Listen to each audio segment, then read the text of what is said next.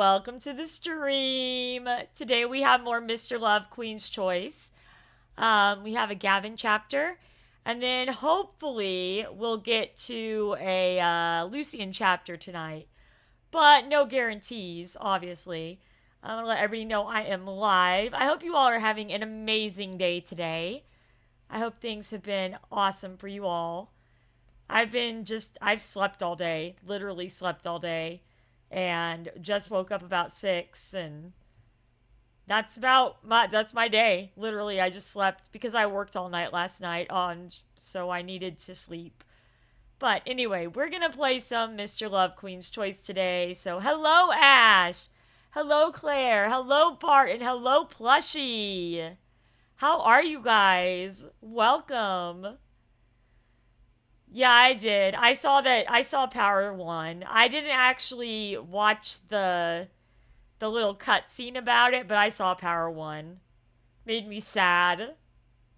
So yeah, we're going into more Mr. Love Queen's Choice today, guys.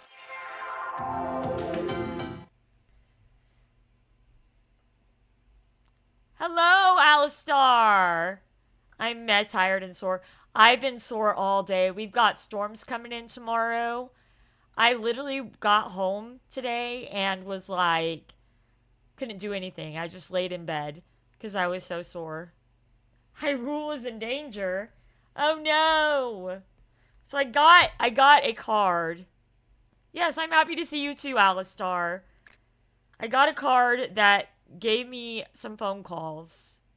It rained all day where you were. It didn't rain here, but we're getting most of ours tomorrow. Oh wow. Lots of cards that gave me phone calls. So I guess we'll do that first. Yubi! Congratulations on 1 year for being a member. That is so awesome. Like anime? It is sort of like anime. Alright, Keto, your eyes. You know, the moment I stood on the stage when I was a kid, I made a promise to myself. I'm doing good, I was Yubi. going to create the best stage for the ones that supported me along the way. However, after this birthday, there is probably a stage that I'll never beat. What stage is that, Keto? And that's Kiro's stage of life, which you have given me. Aww. I'm never going to forget the moment that I opened my eyes and saw countless stars falling around me. Oh my goodness. But the most radiant ones of them all were the ones in your eyes. Oh my gosh, this guy knows how to talk. I've always believed that every second spent with you is meaningful. I'm doing good, You made me Yubi. believe in who I am and what I'm worth. Aww. You showed me that even the most unappreciated efforts have a place in this world. That is so Thank you, Miss sweet. Chips. Thanks for everything you've shown me, and for all the love and support. Thank you for always being there for me. So yeah, I have some phone calls we'll go From through. this day onwards, I want you to be my courage for many more years to come. Okay. Call like anime now, so now let okay, so okay. Did you guys hear all that? Were you able to hear most of it? Morning! The shoot's about to start. You're not still in bed, are you? I am still in bed. They are prescribed by doctors. Just watch. I mean, if you've never taken them before, you definitely need to watch, but I wouldn't be too worried unless you're having, like, hives or some kind of reaction to them. Of course not. I'm on the subway. I said I'm going to visit you on set, and I'm a woman of my word. I have a surprise for you. Guess what it is? Doesn't matter to me, as long as it's a surprise. Don't tell me your age. Do not tell me your age, because there's a lot of creeps out there that will take that and use that, and we don't need that in your life. You don't put much hope in me, do you? I've been keeping it a secret for a long time now. Not even my agent knows about it. Oh, I can't wait then. It's autumn already. All the leaves are red. Have you seen them? The only one that's totally not sus and treats a lady the way he should. Hello, Moose. Welcome to the stream. All the leaves are brown. And the sky is gray. Sorry. Yeah, they're all along the road. Very pretty. And I still remember the lovely cherry blossoms from our last location scouting trip. Can we do that again next spring? Go see the cherry blossoms? Ooh, that'd be fun. Of course. I'd love to go to Japan for their Ohanami festival, which is when the cherry blossoms happen. But it's still autumn now, so we got a long time to wait. You threw out my food, Orville. Oh, no. Wow, I can't wait! But before then, we can have a snowball fight. And I'll pell you into submission this time. Wow. Okay. That was a little bit, I don't know, for my character. I'm doing good. I'm doing good. You can knock me down, but you'll never beat me. Only I can beat myself. Oh. Resorting to lines from a script, are we? No, I'm not. I just made it up, I swear. And I feel like a poet right now. Praising Kiro. I know, right? You, a poet. But even my agent said so. I'm pretty sure he's just trying to keep his job. You being the brat you are. Hey now, watch with the name calling. I'm not a brat. You sure sound like one right now. Oh yeah? Bringing stray cats back to the office, hiding snacks while you're on a diet. I guess these are all no big deal. Don't you dare tell him about the snacks. Is that a threat? Sounds like something a brat would say. All right, fine. You win. Hurry over. I can't wait to see you. Hello, Super Jake 21. Welcome to the stream. Hello? It's me, Victor. Okay. Why are you waking me up at 7 in the morning? Fine. I'm done sleeping now. How can I sleep when the boss has a job to do? What is it? I'm all ears. So happy you like to play anime. I'm glad you like anime games. I like them too. Answer me honestly. Do you think I was too harsh on them? I don't usually pay much attention to these things, but everyone seems to be talking about me the last few days. Yes, while you're all here, remember to hit the like button. We're doing phone calls and then we're going into the story. Let's hear your thoughts. Frankly, you were a little too rough.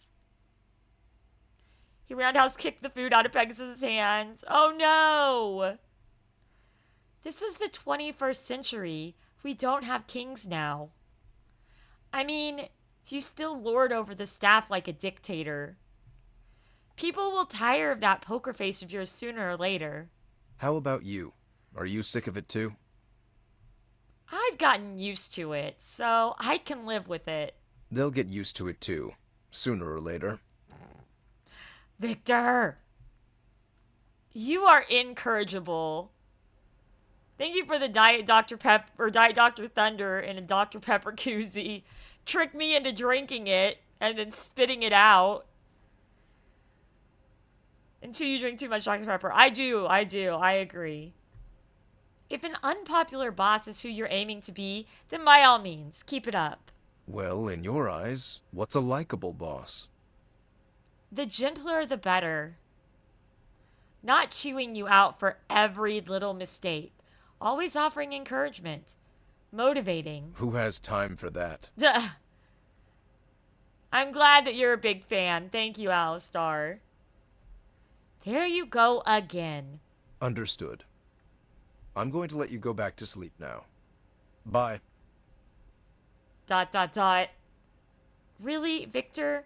Do you take me for a counselor or something? Reservation. What took you so long? I don't know what you're yelling at me about, but okay. Why do you call me so early? You think this is early? Check your clock. What time did you get to sleep last night? Not too late. Fine. I wrote the report till midnight. Not too late. You should learn to manage your time a little better. It's different this time. I wanted to save a few days for the end of the month. What for? Do you have time on the 25th? Me call anime now. Yep. The 25th? Why? Are you coming for the annual report? No, it's Christmas. I don't have any plans that day. Then let's celebrate it together. I'd like to reserve your nighttime. This is the card I got. They're doing a special Christmas re-release. This is the card I got. You want to reserve it now? Almost a month early? Chances are for the prepared.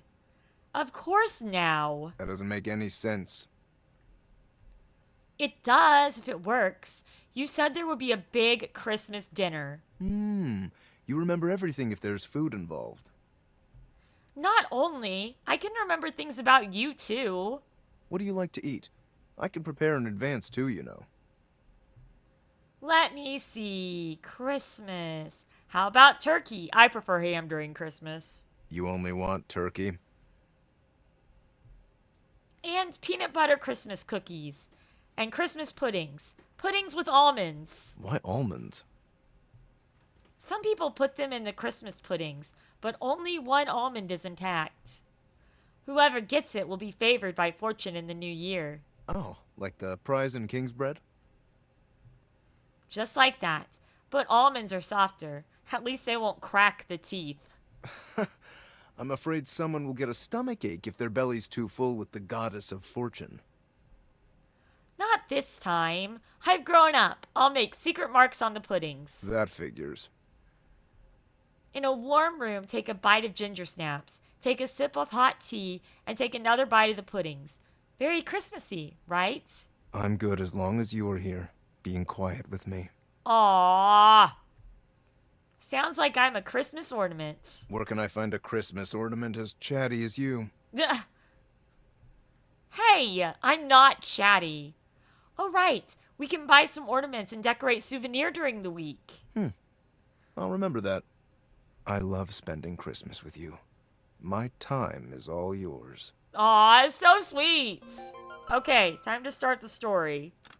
I just had to get these phone calls out of the way. Alright, so wait a sec. Where are we at? Volume 2.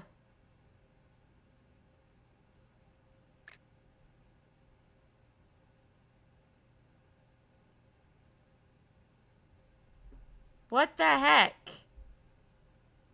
It lost all my progress? How is that locked? Okay, something's wrong with my game. Give me 1 second. It lost all my no way. It better not have lost all my progress. That better be a fluke.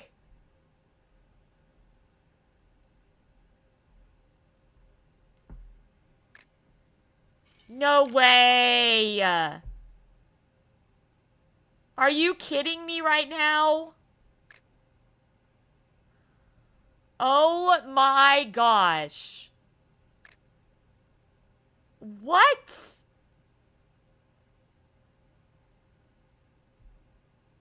Oh no. I'm gonna have to go through and just play it on my alt account, I guess. Oh my gosh, I cannot believe that. I don't even remember what level we were on.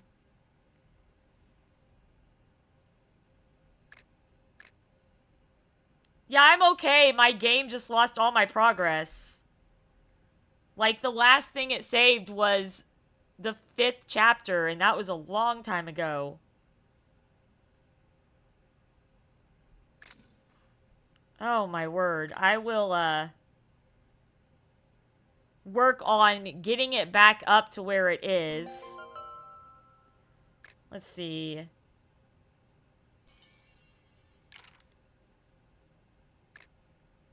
Chapter 12. Pretty sure it was 12:21? Let me make sure. Okay, not an ounce of strength left. Okay, we've already done this.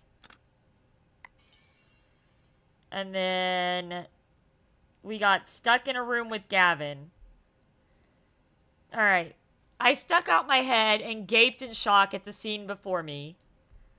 Billowing waves crashed down below. We seemed to be somewhere very, very high up above the water's surface.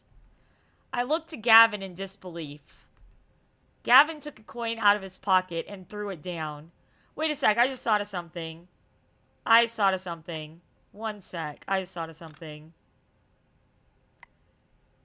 Maybe I didn't lose my progress. One sec. Let's just see if I didn't lose my progress.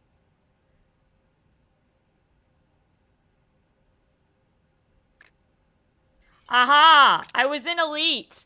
Oh my gosh, that scared me so bad. I was like, I lost so much progress. I freaked out. Oh my word. Okay.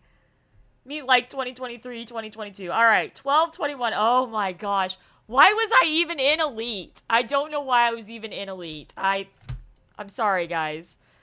This is when my unprofessional live stream stuff comes out.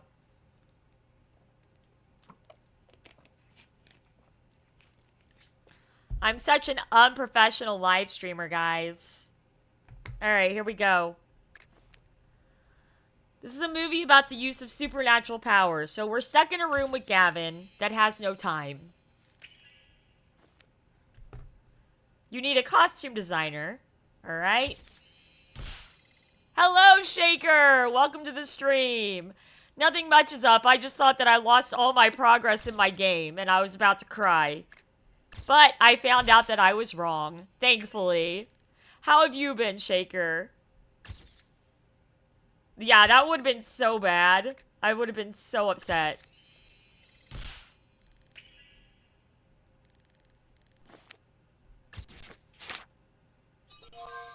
Alright. I don't even know who all's in here, but for anybody who's in here, don't forget to hit the like button. And thank you for hanging out while I play one of my favorite games. Because I know it's not everybody's cup of tea. Alright. I stuck out my head and gaped in shock at the scene before me. Billowing waves crashed down below. We seemed to be somewhere very, very high up above the water's surface. I looked to Gavin in disbelief. You love all anime games? Nice. Gavin took a coin out of his pocket and threw it down. No echo, no rupturing. This isn't an illusion. This place is real. And the environment outside is continuously morphing. The sound of waves faded. I looked out the window again and could only see towering cliffs. We're not in the hotel then? No, it's changed. This hotel didn't have a room 404 to begin with. Oh, Richland, Washington. Please be careful because there's a lot of crazy storms happening soon. Be careful driving. Thursday you go to Auburn, Washington. Nice. The uneasiness in my heart grew stronger. The absurd scene before me defied belief. My phone didn't have any signal. The time on the screen showed 2:55 p.m. The time hasn't changed since I came in here. Gavin, when I entered the room, the time was 2:55. And still is now. Aw, thank you, Alistar. Time has stopped here. Gavin looked at the time showing on my phone and fell silent in thought. I received your call at 2:50. How could that be? I called you around 2:30. This place. Maybe this room doesn't exist in our world. Doesn't exist in our world? I thought of Grandpa Chuck's other dimensions and the black cabin the commander spoke of. I'm doing good, Applejack. How are you? Gavin obviously had also thought of this. His expression turned dour. The topography outside the window continues to mutate. Perhaps this place is interfacing with other different dimensions. So, like, this is a room that can take you to all sorts of dimensions. Yeah, Mother Nature is the thing I'm worried about right now. Because it sounds like it's going to get pretty rough. If we exit in the wrong location, then it might be as the commander speculated, that we'd be trapped forever in a chaotic space. Oh my gosh. That's scary. Then how do we find the right exit? Gavin didn't respond. He focused on the changing scenery outside the window, his face frozen and intense. His whole body was completely still. Suddenly, Gavin's hand twitched and his eyes opened wide in surprise. What is it? I walked quickly to the window and looked down. A waterfall? The rapid water surged beneath the window, magnificent and beautiful, flowing ceaselessly, although I couldn't hear the sound of any water. My heart raced. The answer seemingly leaping to my lips, I turned and looked at Gavin. He looked at me too, his eyes dim. I had a feeling he and I were thinking the same thing. I'm thinking of that mysterious Northern District waterfall. Gavin said nothing, just furrowed his brow. A family of 4 got lost there, and many EVOL agents and later Josie went missing there too. If Jay and Josie really were the 2 kids who went missing all those years ago, then they must have made it back out of the space too. There wasn't any proof for anything or for saying so, but my intuition told me that this had to be the key to getting out. Gavin, do you think we could... Gavin never took his eyes off the falls. An intense struggle seemed to be raging in his mind. Thin sweat covered his forehead. If, and I'm saying if, we don't succeed in returning, and we're trapped in an unknown dimension. Thank you, Alistar, for that. That's really sweet. Why isn't it showing it? There it went. He looked at me, his face more stern and nervous than ever. Eyes that were always glowing with positivity were now black as iron, heavy with so many words. So if this is not the way out, we will not get to go back home. Who knows how many dangerous moments like this Gavin had been through in my mind. In my mind, he was always decisive and assertive. This was the first time he ever seemed hesitant to me. Posted a new video yourself? Awesome, Shaker. That inexplicable feeling in my heart surged up again. I wouldn't regret it, but I want to try. Whatever you say, I'll trust you. Gavin's expression deepened and his hand let go, and then with a smile, the hesitant look in his eyes was replaced with determination. All right. If you trust in me, then I know I can do it. You can do it, Gavin! He focused on the waterfall outside the window. In this room, where time didn't flow, I could still feel a second hand ticking away in my mind. After a long silence, Gavin let out a heavy sigh and looked at me. A hint of a smile slowly formed in Gavin's eyes. He took my hand, placed our palms together, and locked fingers. Lend me your power. I squeezed back on his hand. Gavin wrapped me gently in his embrace. If you get scared, close your eyes. I'm not scared. As I spoke, a black cyclone enveloped us, becoming larger as it spun. Holding on to me, he jumped out the window. The gale wind whistled in my ears, and up ahead, the waterfall suddenly turned dark.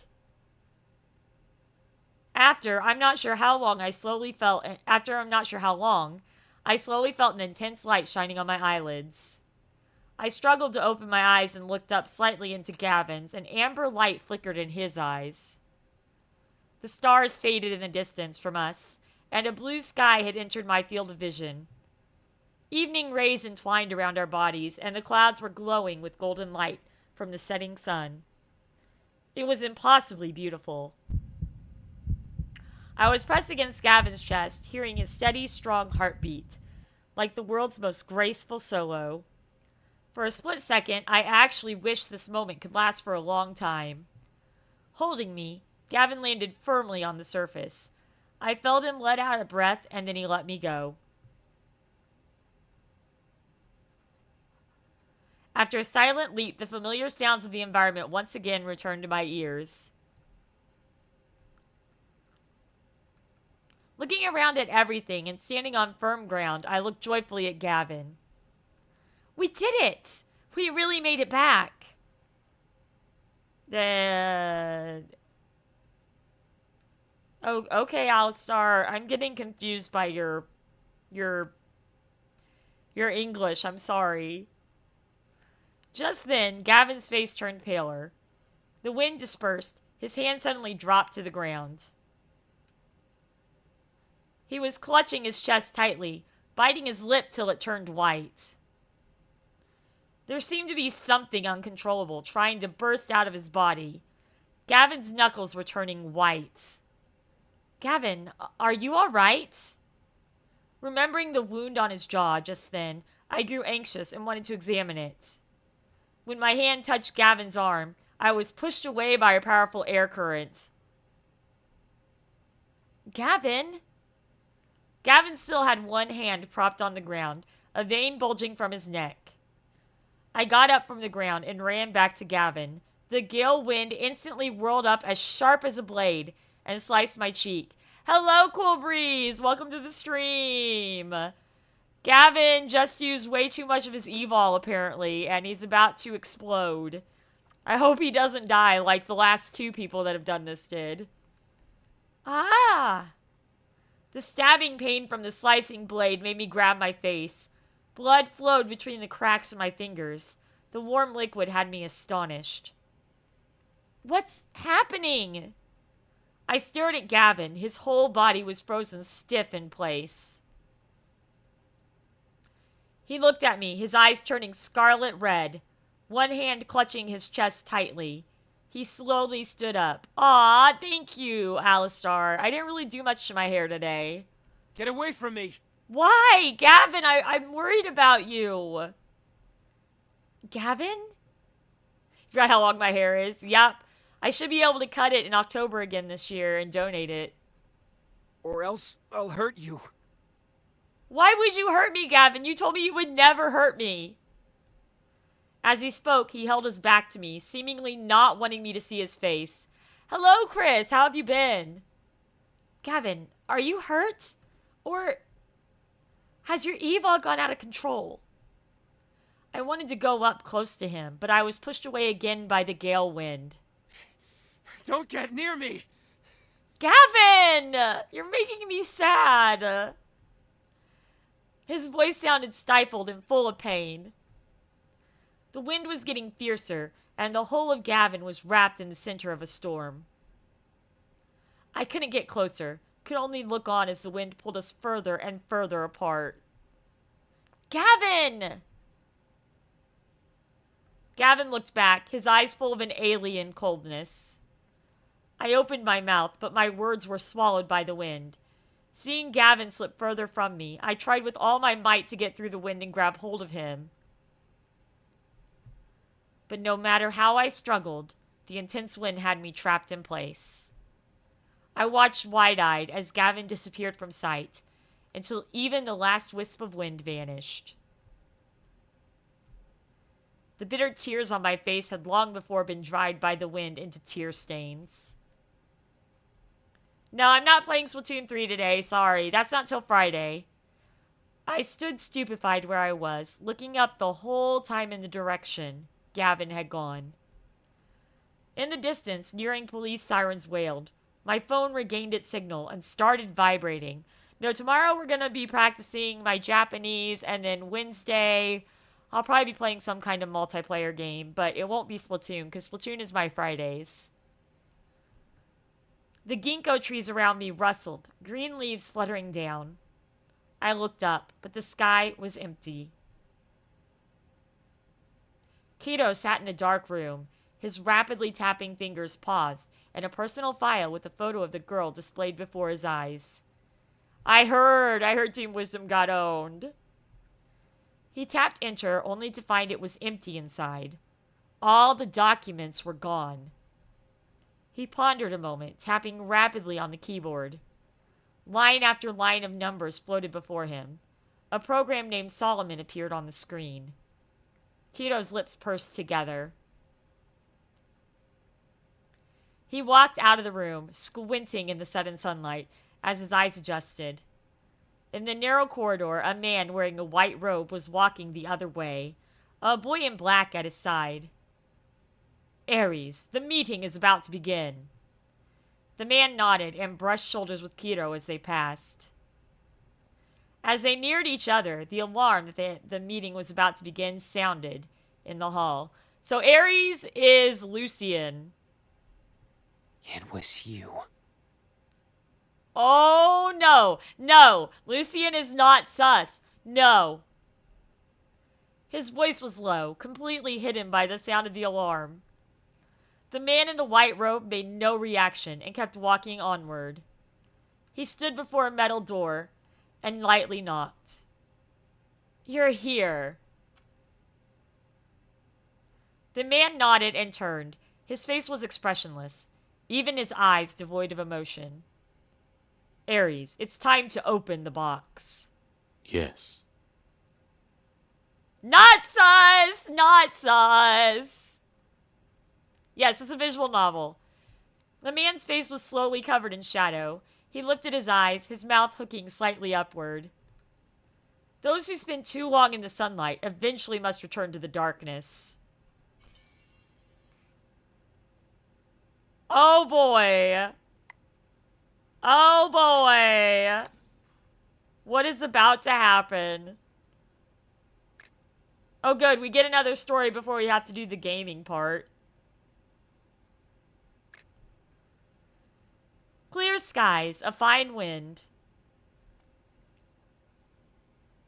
I hold a kite string and sprint through endless fields of rye. I fell down. I watched the kite fly far away, like it's going to a world something again.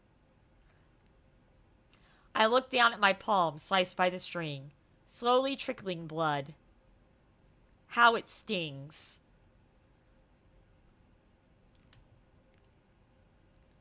It was just another normal evening, not much different from any other time.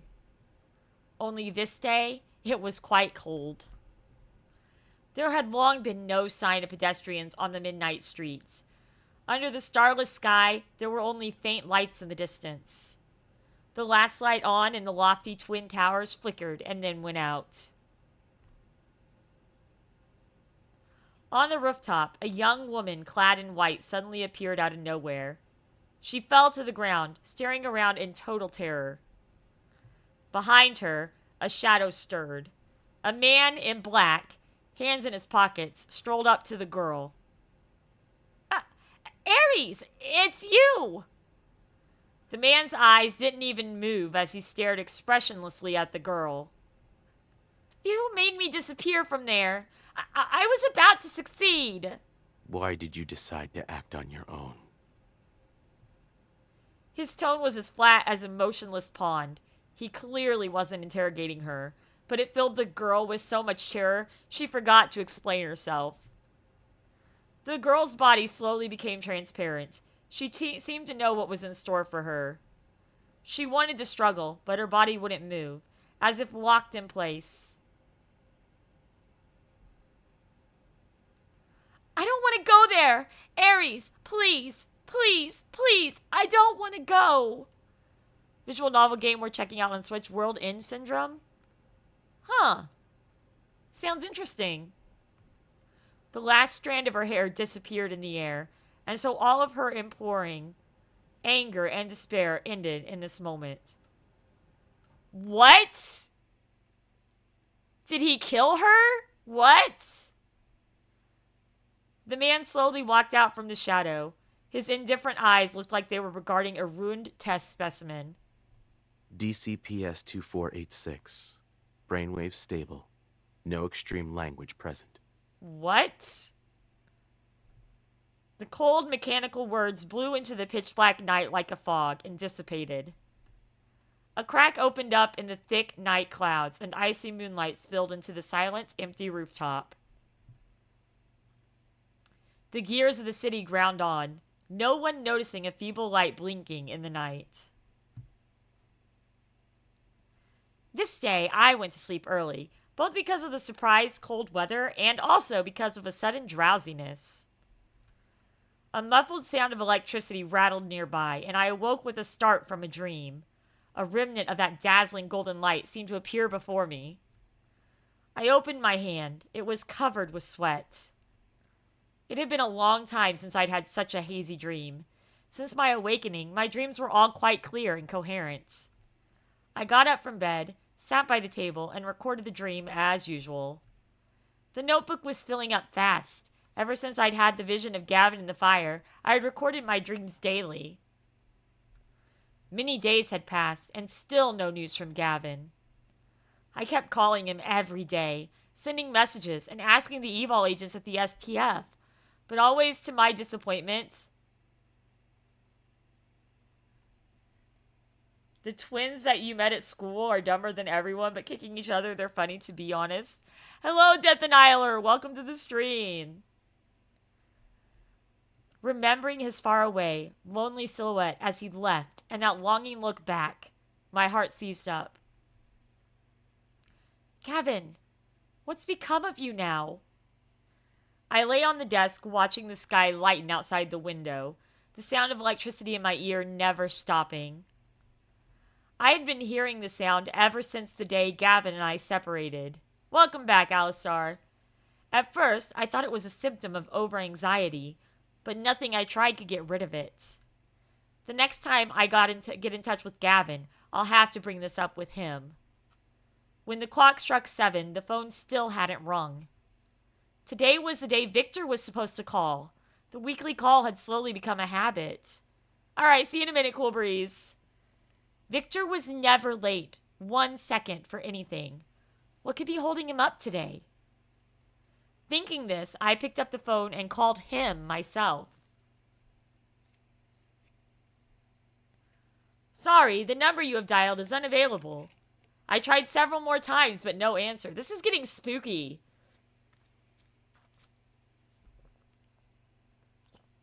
See my videos all day? Cool, I'm glad you watch them all day. Like, where are all my boys? Why are they all disappearing? Victor should have already gotten up, and even if his phone wasn't with him, the call should at least go through. My heart suddenly started racing. After a moment's hesitation, I went to LFG. When I got to the CEO's office, Goldman was already there working. Is Victor in? Goldman shook his head and gave a questioning look. He's not. It's strange. He's actually pretty late today. How about you give him a call and ask? I wouldn't dare. I like my job too much. Just say it was me who called. Please, I really need to see Victor about something. Goldman hesitated, but probably remembering the dispute Victor and I had last time at the office, he took out his phone. When he picks up, you start talking, okay? Just say you took my phone. I nodded, looking on with anticipation, as Goldman put on a smile and dialed Victor's number. A moment later, Goldman's smile froze on his face. Can't get through. Do you have his home phone number? How would I? But this really is strange. In all these years, he's never been late. And he's never gone this long not picking up his phone. Go back, play video games. This is a video game. It's a visual novel. Seeing Goldman turn up empty too, I stomped my foot anxiously. What's happened to Victor? Wait, maybe he's there. I hastily told Goldman to definitely tell me if Victor came back, and then rushed off to Souvenir. Sorry, Miss Pegasusangel YT, but I haven't seen the boss in a long time. How long? Well, it's been about 2 weeks since he's come in. I stood at the door of Souvenir, looking at the menu on the blackboard from half a month ago. I felt deflated. For a person that I would often see and always be able to contact to suddenly go missing, I felt not only anxiety, but quite a bit of fear. I raised my head, watching the crowds come and go on the street, secretly hoping that Victor just had some sudden business today and so hadn't checked his phone. I'll wait till later and contact him again. I gave Mr. Mills the same instructions I gave Goldman and decided to go back home. I got Dora the Explorer. Let's level up Dora the Explorer real fast. As much as I can. I need to try to get her up to 31. Not gonna get there. Alright.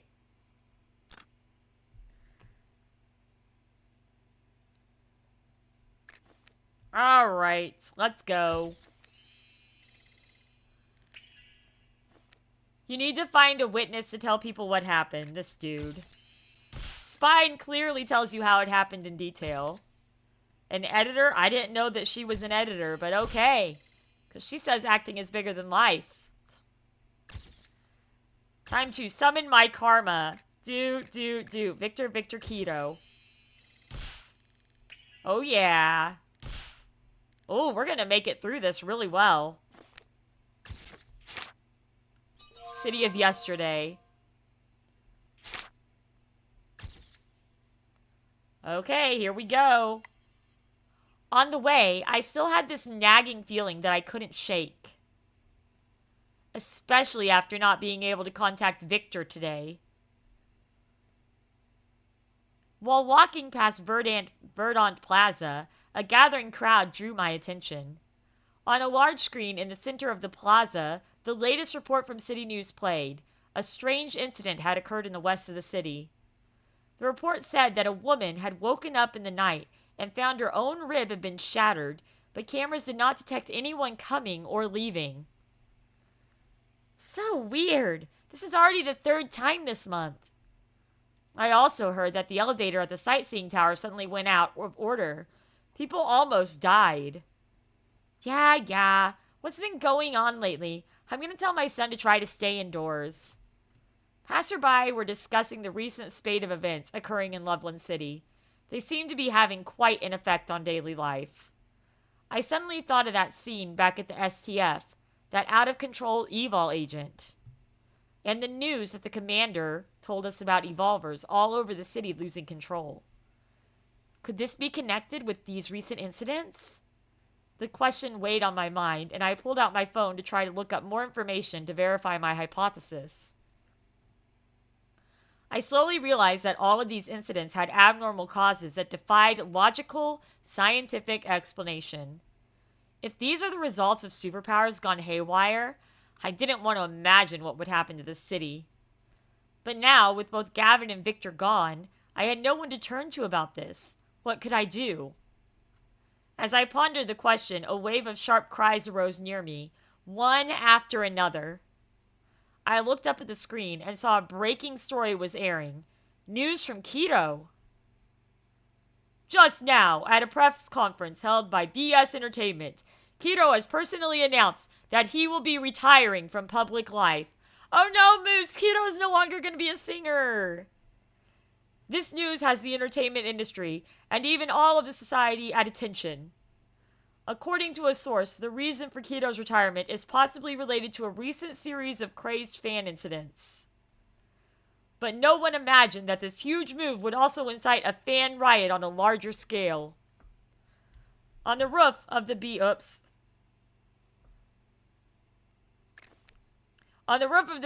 agency, there are already fans holding banners and even threatening to jump off the building. What the frick? I watched the screen in a daze as a fully armored Keto was escorted hastily away under the protection of security guards. I couldn't help but think of a conversation we'd had recently. On that phone call, he sounded a little exhausted and also powerless. He told me he'd made a big decision. I guess it was this decision to step back from public life. Cutting ties with the entertainment industry he so loved. Thinking about what's best for his fans, this was definitely the result of lots of soul-searching on his part. But it was also really strange for fans to suddenly riot like that. Could this have something to do with the out-of-control evol too? I wanted to call Keto, but then I thought that he just finished a press conference and definitely wouldn't want to be bothered. I'll tell him next time we get in touch. No matter what decision he makes, I'll always support him. Putting away my phone, I decide to head to the office. There's been too much chaos lately. The staff needs to take a break. When I got to the metro station, I was suddenly pushed forward by the crowd behind me. What's going on? I quickly pulled aside a passerby to ask what was happening. Something over there. You better run, miss. He pointed at the Twin Towers behind me, a worried look on his face. I looked toward the towers. Several police cars had already gathered there, and the police were evacuating the crowds. Do you know what it is? How should I know? I just heard a huge black wind appeared, and the building's going to fall over. Huh? I was wide-eyed and speechless. Work's been going well, Orville. Sounds unbelievable, but it's true. We'd better run. With that, he turned away and ran on ahead. Before, I never would have believed such a weird tale, but now that Evil has started going out of control, I had to believe it. And he said it was wind. Could Gavin be involved? My heart jumped immediately into my throat, and I ran toward the towers in a panic. On the way, I stumbled on a stone step and skinned my knee a bit. I brushed off the dirt and kept going. The Twin Towers were wrapped in a black storm, like a swarm of thunderclouds sweeping up, torn between billboards and scraps of metal. Under the gust of wind, a huge crack appeared in the skywalk, connecting the two towers. Stones fell from the crack as the crowd screamed. There's still someone up there! Lots of people! Oh no, how could this be? The crack was visibly expanding, and one end of the skywalk started sagging. It started accelerating, and there was nothing rescuers could do. Is Gavin up there?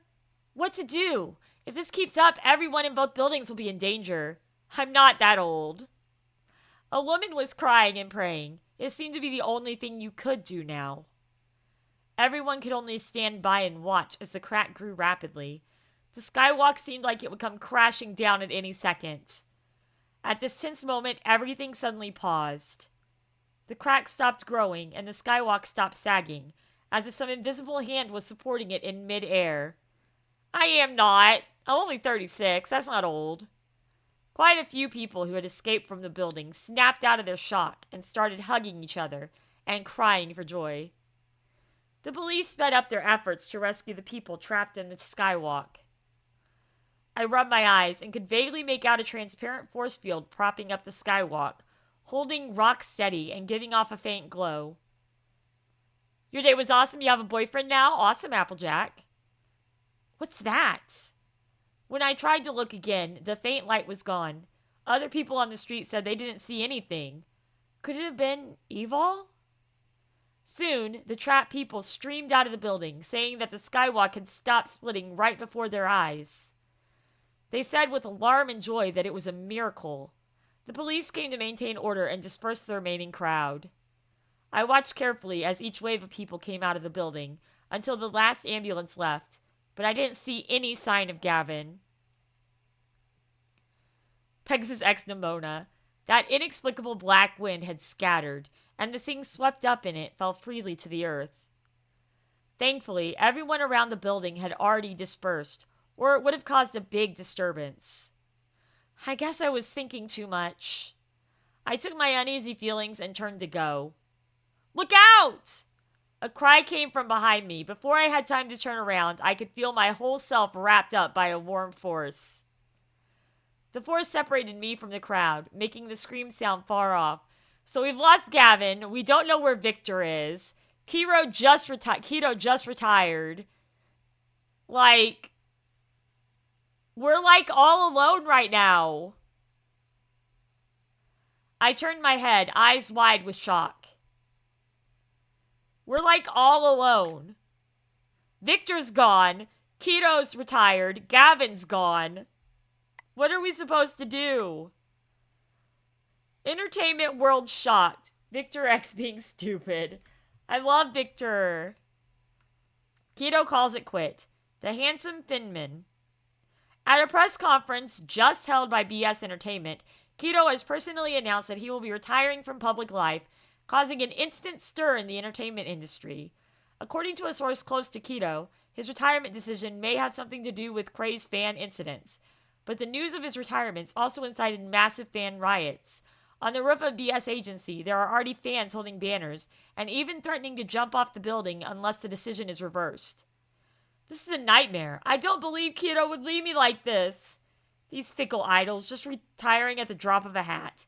Didn't he think about how his fans would feel? And forgot to open your stream on my desktop. You're fine, Moose. I'm sure Keto has reasons for taking a temporary leave. I have faith he'll be back. Keto must have had his fill of the entertainment industry. His leaving is their loss. So what you missed so far is Gavin basically told us to get away from him because he could hurt us. Victor we haven't heard from in weeks. And nobody's seen Victor for like 2 weeks. Keto just stepped down from being an entertainer. And then... That's true, Moves. He does need a break so he can take care of me. And then a skywalk between 2 towers tried to fall. And then something tried to fall on me. Non-sus Lucien did not kill somebody. Okay, so he killed somebody, we think.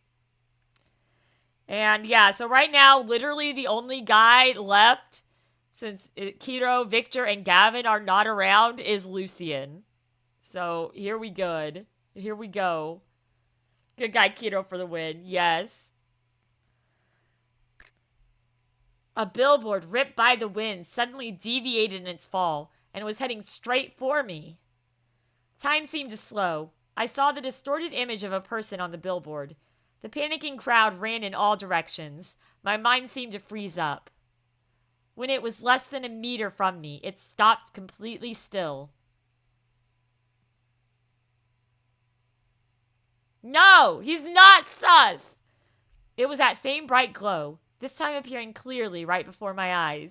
He's not sus, he just, he was punishing, the girl from last week for trying to kill me.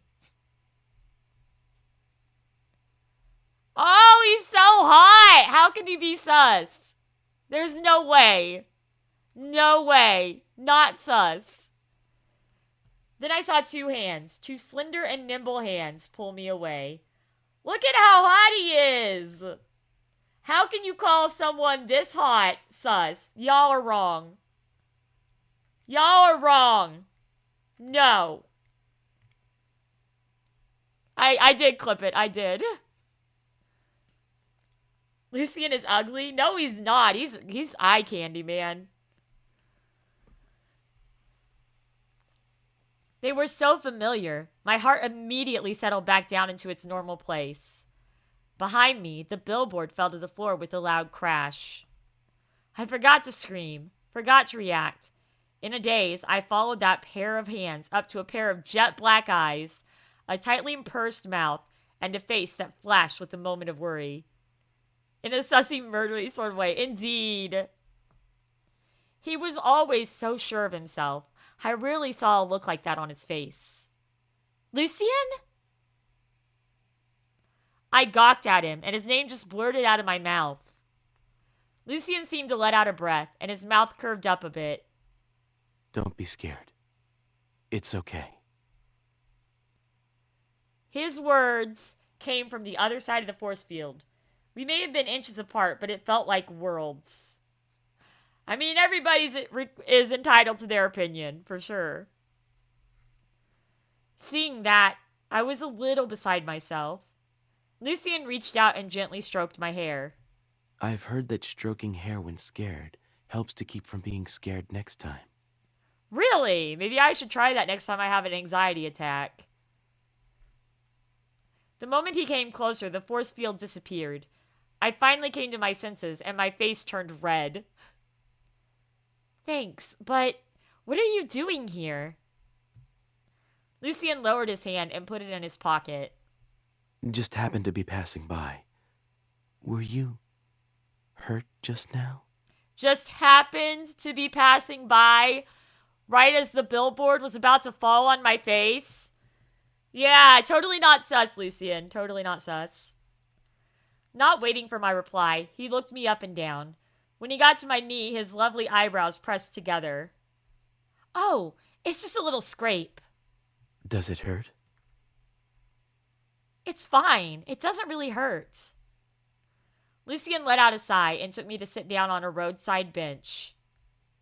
He took out a single-use disinfectant swab from his pocket and cleaned the wound. The chilly sensation made me breathe in sharply. Those are the worst. It sucks so bad when you have to clean something with a disinfectant, because it burns so bad. This will hurt a little. Oh, really? Thanks for telling me after you'd already touched it.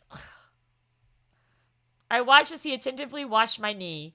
His bangs hung down over the bridge of his nose, and his long eyelashes fluttered. Finally, he lightly applied a bandage. There. Does it still hurt? I looked at the bandage on my knee and shook my head. All better. Very well. Lucien looked over at the billboard that had fallen to the ground, his brow slowly twisting. I suddenly thought of that transparent force field that enveloped me just now. Could it have been Lucien's doing? We've known each other for so long, but he's never told me anything about having evil of his own. But if he told me he was a normal person, I don't think I would believe it. That time Gavin fired a gun at me and blocked that bullet, there was a white barrier in the sky then, too. Could that be Lucien's evil? Lucien, could I ask you something?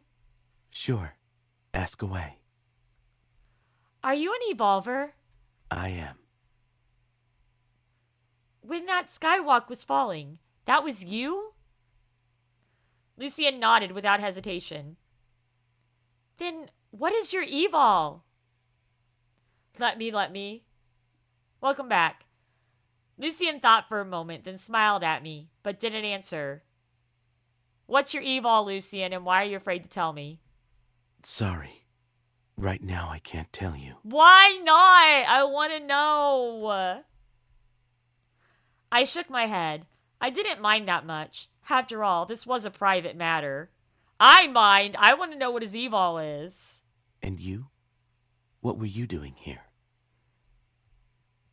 Actually, I was also just walking by. I just heard people saying a wind was blowing down the Twin Towers. Sounded strange, so I came. You knew it was dangerous? Why didn't you run away? The next time there's danger, you might not be so lucky again. Oh man, he angry. He said this softly, like a floating mist in the morning sunshine. Is he mad? I looked cautiously at his expression. It didn't seem any different from usual. Seeing me look puzzled, Lucien gave me a wink. What are you thinking? I'm only saying I might not just happen to walk by next time. He was back to his former self. I was probably just reading too much into it. I can't see danger and just run, and I think this incident this time was really serious. Lucien gave me a look and slowly opened his mouth. Because Evol is going out of control. Huh? You know? Yes. Recently, lots of these incidents have been occurring in Loveland City. His tone was measured, as if he was saying something completely normal. All right, see you later, Alistair. My heart sank. Before this was just a personal danger, but now it was everyone's problem. Don't forget to hit the like button, guys. The STF probably started looking into this long ago. If I go to them for help now, they'll probably just put me under protection. If only I could find some leads myself. Lucien, if I said I wanted to investigate these incidents, would you think I was silly? I wouldn't. I looked at him and batted my eyes. Because I know you. But I have no idea where to even start investigating. You seem to have forgotten that sitting next to you is an Evol researcher. Right. Do you have any leads? Lucien handed me his phone. I took it confusedly, and then my eyes went wide with shock. Detailed files of these cases? How did you get these?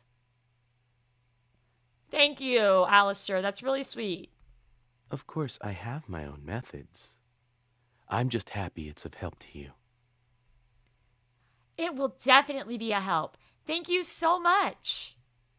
I looked carefully over the cases. Aside from the tourist elevator going out of order, the other 3 were all cases of sudden illnesses or broken bones. Lucien, when you just saved those people, did you see who it was that caused the building to crack? No. This sudden incident didn't have any leads. Looked like I'd have to start with the first case. Thinking this, I was about to ask Lucien to investigate with me. Then I thought something might happen to Lucien and decided not to get him involved. I took down the information of the first case and handed the phone back to Lucien. I suddenly remembered. There's something I gotta do. So long! I stood up, and before I could take my first step, I heard a sighing sound behind me. We haven't seen each other in over a month. Looks like I'm back to being someone you think you can just lie to. Whoopsie!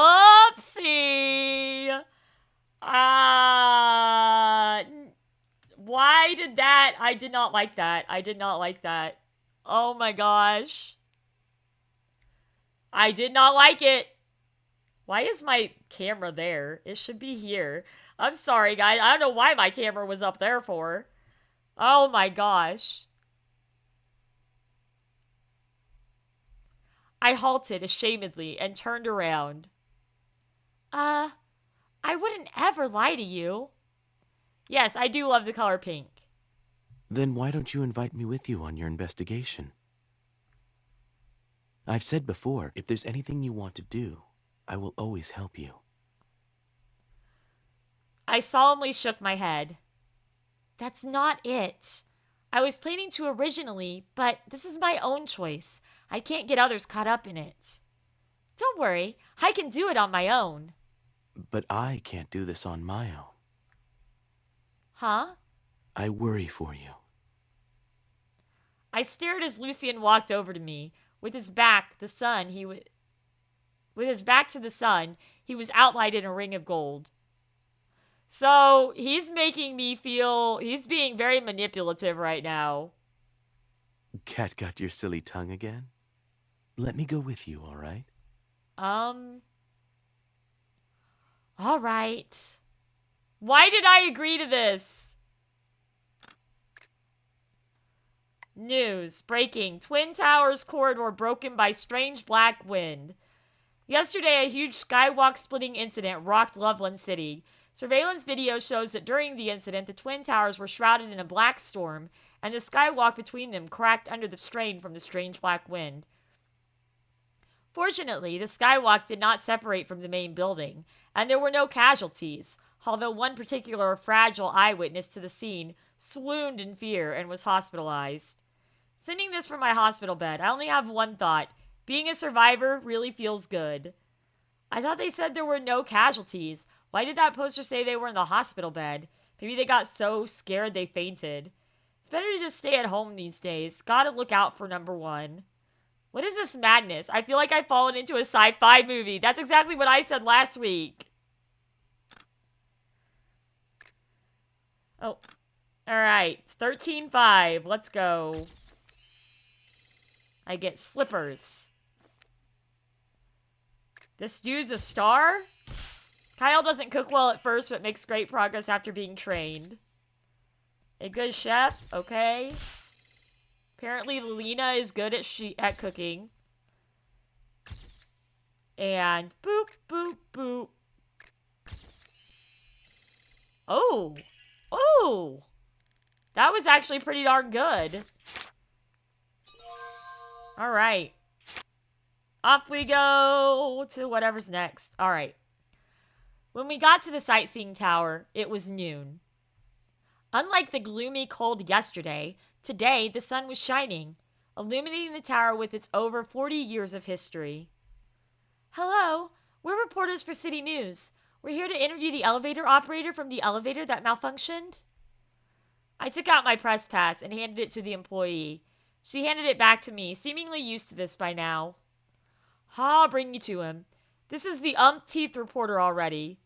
Sorry, but can I see the elevator in question first? The receptionist nodded and took us to the elevator, which was now back in operation. This is the one. If you need to take pictures, be quick.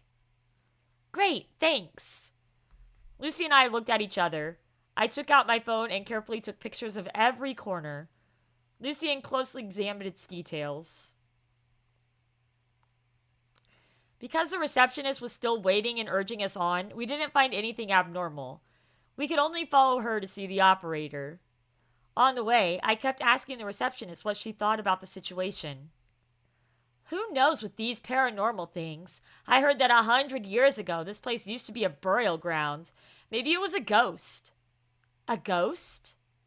Yeah, the repair company already came and checked, said everything was in perfect order. If it wasn't a ghost, then what was it? We're here. He's in there. We stood at the door to the workers' dormitory, a strong smell of alcohol coming from within. The receptionist pushed open the door with a disgusted expression on her face. There was just a plastered, middle-aged man laying on the floor, liquor bottles all around him. Go ahead with your interview. I've got things to do. The receptionist, seemingly unwilling to spend a moment longer in this place, hurried off. When the man on the floor saw us come in, he chuckled a bit and then slowly got up. Another reporter. Haven't you guys had enough? It was just an elevator malfunction. I watched him as I ran all the information about this case through my mind. 5 days prior, the sightseeing tower elevator malfunctioned. The door wouldn't close, and it even suddenly dropped. After multiple inspections, no cause was found. After one sudden drop caused 2 children to get injured, all the elevator operators who witnessed it were put on work leave to cooperate with police investigation. Hello, I'm a reporter for Miracle Finder. Today, I'd like to interview you about the elevator malfunction incident. Miracle Finder?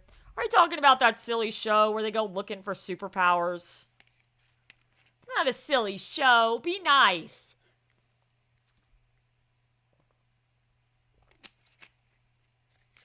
It is not a silly show. As if he had heard something very funny, the elevator operator busted out in a roaring laugh. What a joke. There's no such thing as superpowers. Why don't you just go back to wherever you came from? I'm just a plain eyewitness.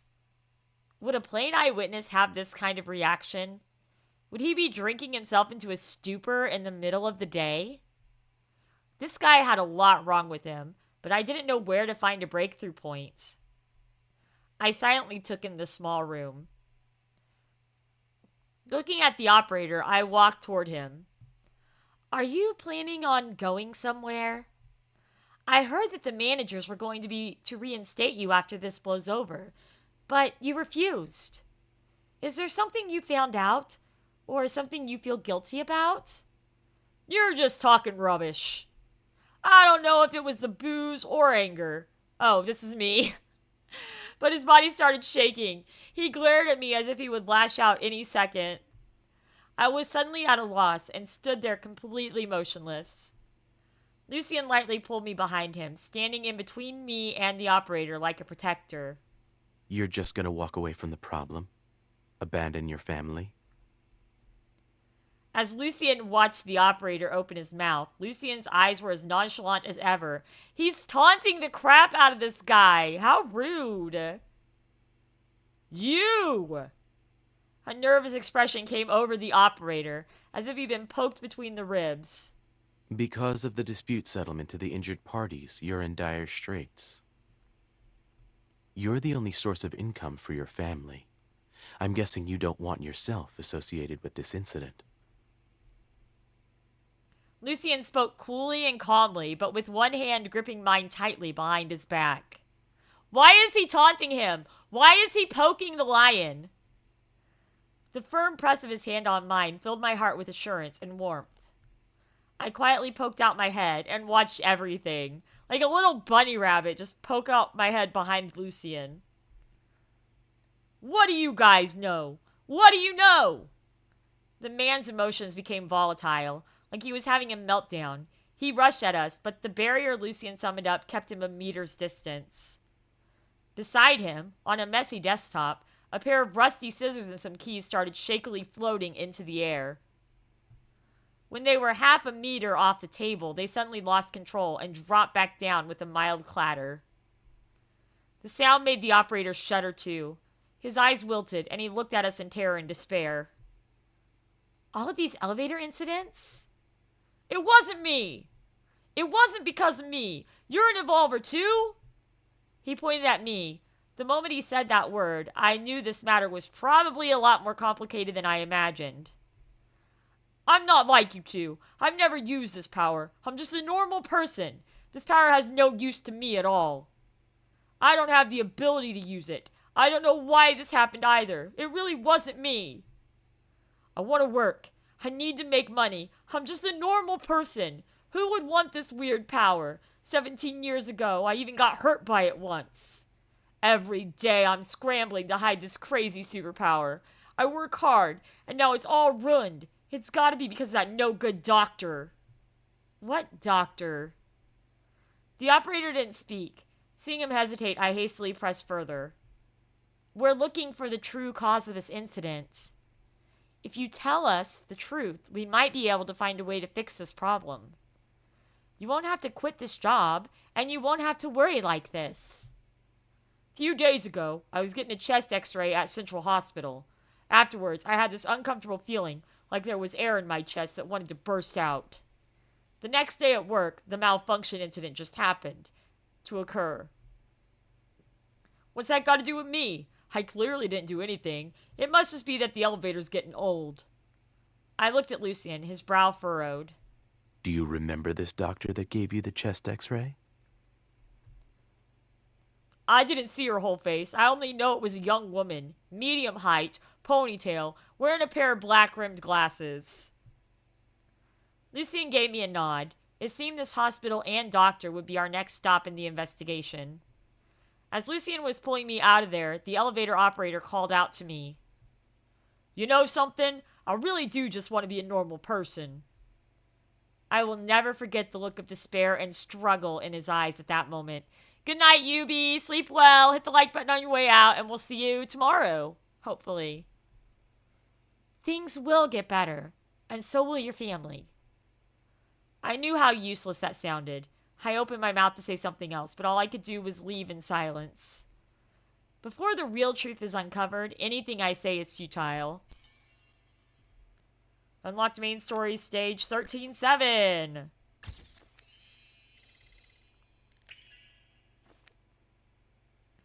I don't have any good cards for this one. Or any good professionals for this one. Oh well. I should still have good enough cards to get enough to move on. Hopefully. Ooh, okay, yeah, we did it. No biggie, we got it. We did it! Alright. Walking out of the building, the blinding sunlight shone down on me, but I didn't feel a bit of warmth. I looked up at the looming sightseeing tower and shivered. Are you thinking about what he just said? Yeah, I suddenly feel heavy. It reminds me of this. Having superpowers in normal life is a burden and a curse. Is having Evol really not a good thing? Lucien turned back and looked at the building. The sun may have been shining down on him, but there wasn't a bit of warmth in his eyes. Evol is not good or bad. It's all in how humans use it. Okay. When it's under control, if a person wants to cause havoc, even if it's the most useless Evol, they'll still put it to use. Interesting.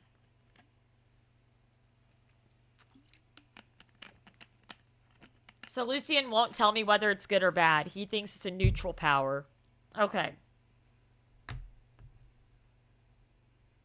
But even if they don't have Evol, they'll still cause havoc.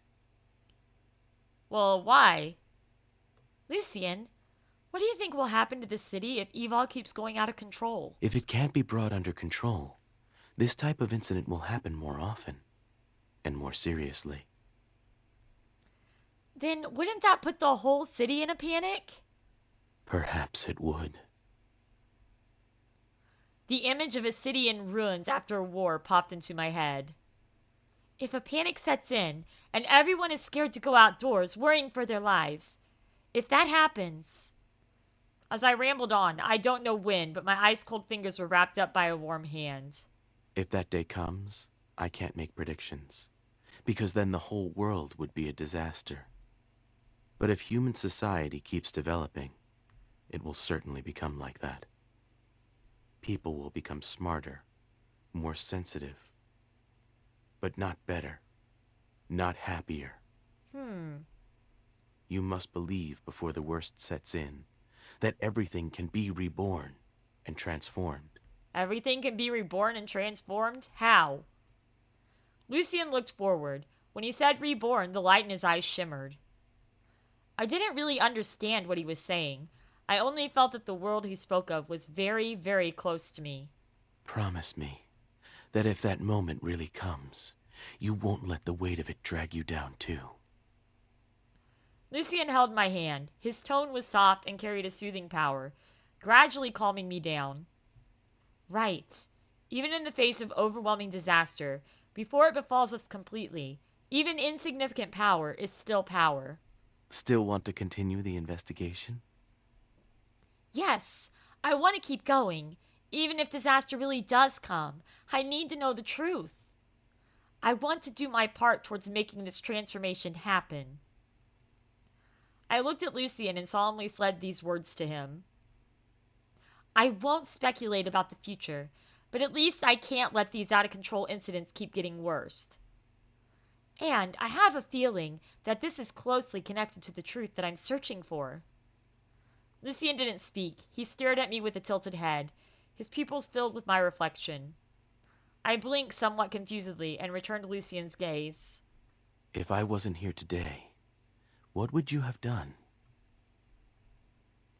Lucien lowered his eyes, and the look on his face turned serious. Is he chastising me? I thought of how the elevator operator suddenly charged at us just then, and Lucien's force field, and I suddenly understand why he was asking me this. I would... Actually, I had no idea what I would do. Basically, the only reason I avoided getting injured or facing an even bigger attack was because Lucien was there. I'll try hard not to do anything rash. If you encounter this type of situation again, are you going to try to antagonize them with questions? You're the one that was antagonizing him. Do not put this on me. You were the one saying that he was afraid to talk about it because he didn't want to lose his family and his job. Looking into his eyes, I helplessly nodded my head. Perhaps I still would. Silly girl. Lucien let out a sigh, held out his hand, and heavily stroked my hair. Then he took my hand. It was a little sore from having been kept balled into a fist. Lucien spread out my fingers one at a time, very gently, as if he was doing it for the last time. Up till that point, you had done very well. In the future, don't be so rash, okay? But... I don't know what to say. I looked into his eyes and nodded my head earnestly. Lucien laughed and held out two hands. This represents two choices. Oh gosh. The right is to placidly accept a life of protection, with no more mixing yourself up in this world's turmoil. The left is to actively seek out the truth. But everything is unknown, and who knows how many dangers lie ahead. Oh boy. I had never before seen such a solemn expression on Lucien's face. Seemed like my choice would have a huge impact on his own life. Without hesitation, I placed my hand in his left hand. I choose this. I will not run away. And if this choice brings you harm, and turned your life upside down, you still choose it? Yes, I most certainly do. Lucien laughed and closed his left hand tightly, its seething warmth flowing into my hand. Why are you laughing? I understand your choice. With that, he stared at me, a glistening light flowing in the depths of his eyes. I'll accompany you. He didn't say he'd accompany me to search for the truth, nor to suppress these out-of-control superpowers. At the time, I simply assumed that's what he meant. Later, when I thought back on these words, I could only sigh at the irony and inconstancy of fate taking us down a path like this. Oh boy. Okay.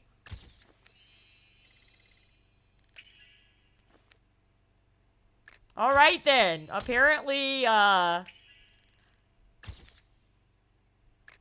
we need to be careful. I don't know. Sounds like this is not the best path, apparently.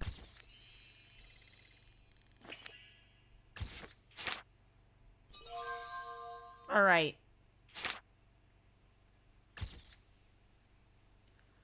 Unlocked main event, stage, story, 1310. This is for you. What are you giving me?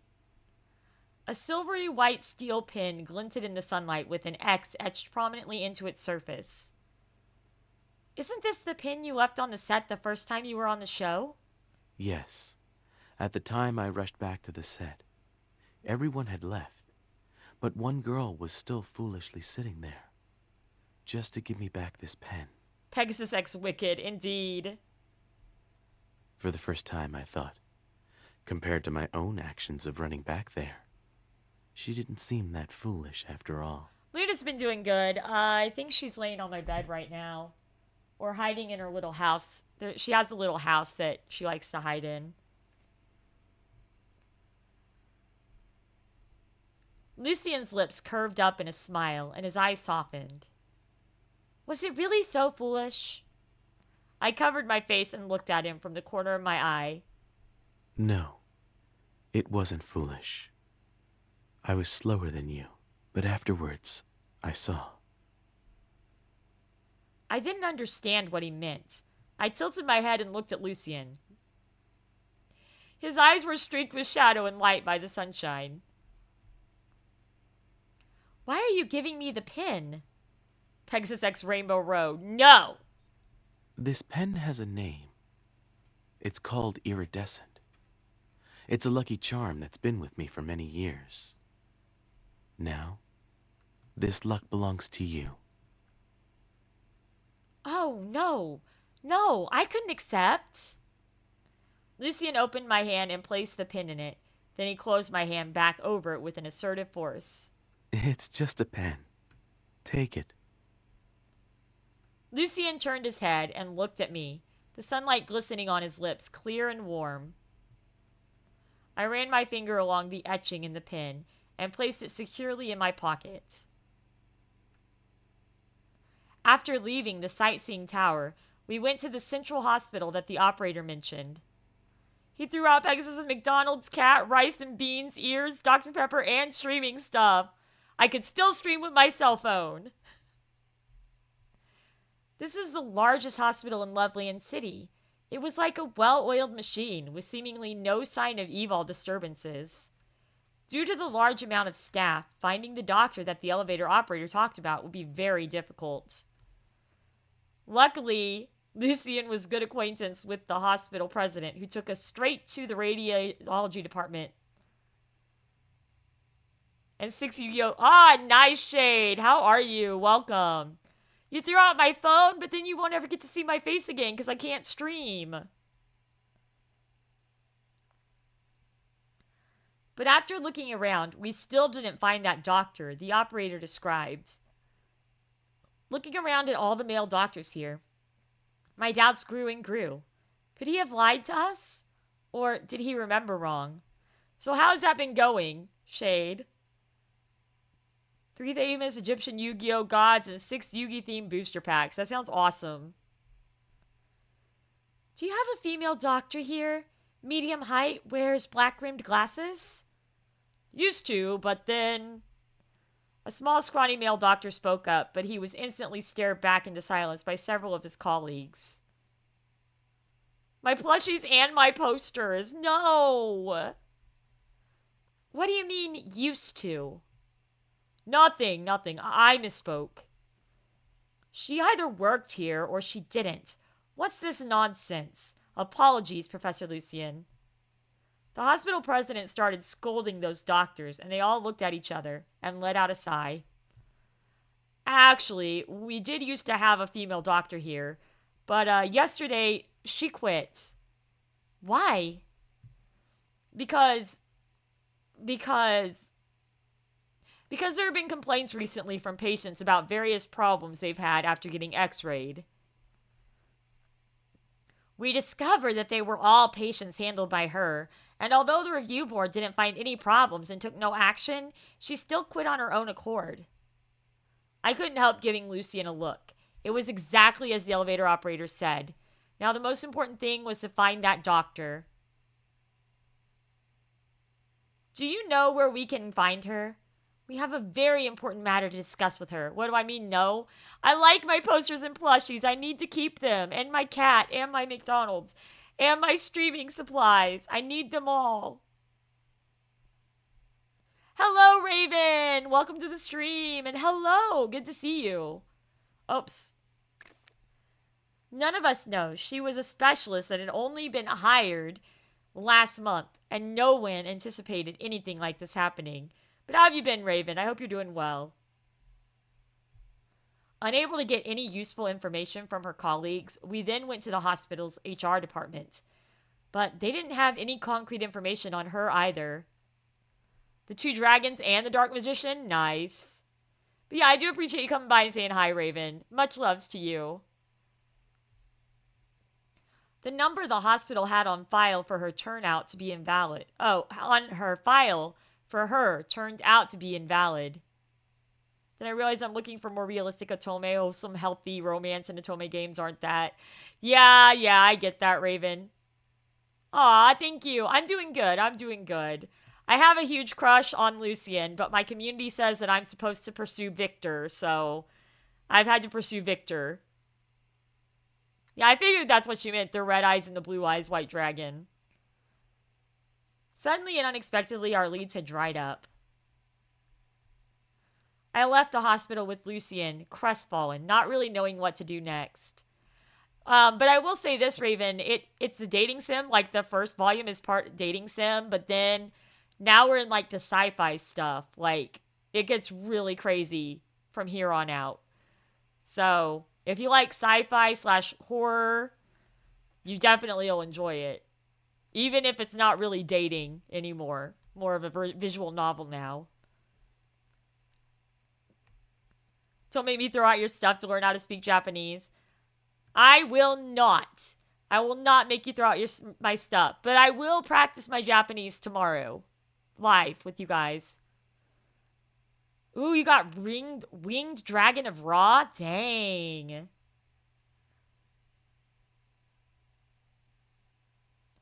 On the lawn in front of the hospital were several boys flying kites, laughing and having a good time. Come in recent Otome games. I just want a cute, sweet love story. I get that. I totally get that. The events taking place in the world seemed not to infringe at all on their simple fun. Watching them, I couldn't help feel envy. I took in a deep breath of fresh air. Must be nice. It's been a long time since I've flown a kite. Lucien stood beside me, his eyes locked into the soaring contraptions. Lucien, do you like flying kites too? I've never flown one. What? Lucien turned and regarded at my expression of shock. So you need to teach me. Yes! I love Obey Me. I don't play it live yet on my live stream, but I'm planning on playing it live eventually. So, yeah. I also have Obey Me Nightbringer, but I wanted to finish Obey Me first before I did Obey Me Nightbringer. Although I had to start Obey Me Nightbringer just to get all the goodies you get for the start, for, you know, downloading the game at the start. Yeah, you have to really just spend a lot of money on leveling up your memory cards and your demon cards if you want to get anywhere in that game. It's not the same as the first one. I do have Nightbringer, yes. It's a lot different. I mean, you still get cards and stuff, but there's actually like a rhythm game you have to play between each chapter. It's pretty cool. Hi, Luna. All right. I loved flying kites when I was a kid. It felt so freeing watching them flying in the sky. Well, I don't mean real money. Like, you can spend real money if you want to go through the game faster. But Obey Me, their team, they do a really good job giving you a lot of give-outs so that you can play the game totally free. When I say money, I mean like the demon coins you have to use to level things up and the stuff you have to get to level the cards up and things like that. All right. I loved flying kites when I was a kid. It felt so freeing watching them flying in the sky. But later, I sliced my hand once on a kite string and didn't have the nerve to try again. But you're not afraid of slicing your hand now? No, I have you, don't I? Silly girl. Before the spring is over, we'll go fly a kite together. I don't know why, but I found myself reaching out my hand to lock pinkies with Lucien. Just like a child. Lucien chuckled lightly, but he didn't refuse me. Our pinkies entwined as we made our childish promise. Since it didn't look like we'd get any more leads here, Lucien and I decided to leave the hospital. But a woman in sunglasses blocked our way. I'm the person you're looking for. Okay. What? The woman's expression didn't change a bit as she looked at our shocked faces. My evil has changed. I was stunned. She just came out and said she has evil? You heard right. I'm an evolver, and my guess is so are you two. I'm wearing sunglasses, but I can still make out some traces. Traces? And what's this change you just mentioned? My evil is the ability to see through things. I can see clearly anything going on inside of a useful skill for a doctor to have. But then recently, starting 4 days ago, the patients I'd seen in x-rays started experiencing discomfort, fevers, shattered rib bones. And for some, their cells began to mutate. She began to speak slower and more quietly. At first, I thought it was an equipment issue or something wrong with them. But after ruling out other causes, I realized I was the problem. How can you be sure?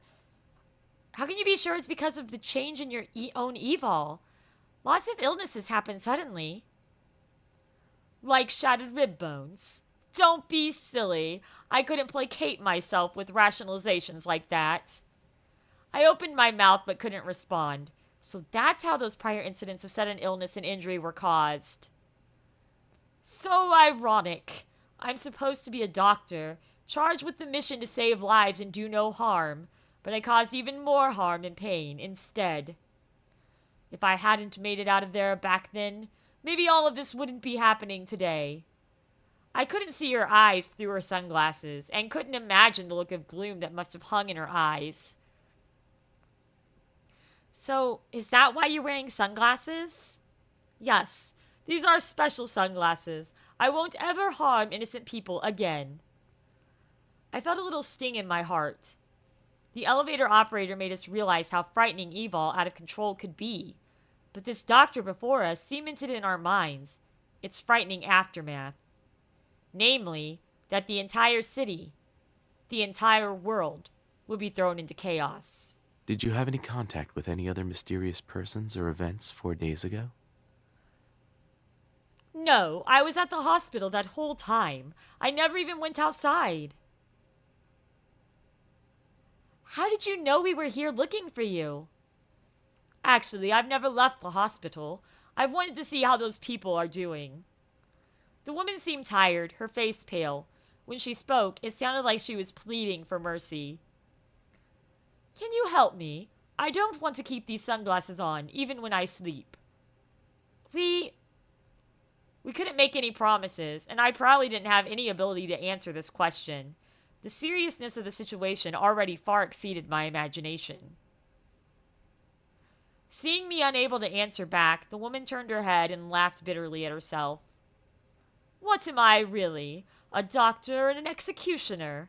Is this evil really my good fortune, or is it my undoing? As we left the hospital, I looked back at the white building. I suddenly had the feeling that it was a bottomless vortex. I didn't realize that Lucien's eyes were focused on the hospital's rooftop. His brow furrowed as the white glare flashed in his eyes. Why would a white glare flash in his eyes? Okay, I guess we'll come back in here. Yeah, guys, don't forget to hit the like button. It does mean a lot to me when you do. Especially with this game, because I know this isn't everybody's cup of tea. So when I see this game get like 10, 15 likes, it really surprises me. There we go. Alright, we got Victor, Victor, Victor. All three Victor. Ooh, that was close to a 3-star. Alright. Whoops, I did not mean to do that. Grab that. With no more leads and nowhere else to go, I went back with Lucien to his research center. I was lost in a daze all the way until Lucien placed a cup of hot tea in front of me. Lucien sat silently beside me, tea in hand, blowing lightly on it. After a long while, I snapped back to reality. I turned my head and found Lucien looking attentively at me. He placed a cup of tea before me. It's not too hot. In that instant, I realized that Lucien understood me. He understood my shock, my powerlessness, my indomitable self-confidence, and my unwillingness to quit. I think I'm lucky. Very lucky. Lucien let out a laugh and took a sip of tea. As am I. I'm quite lucky to have you by my side.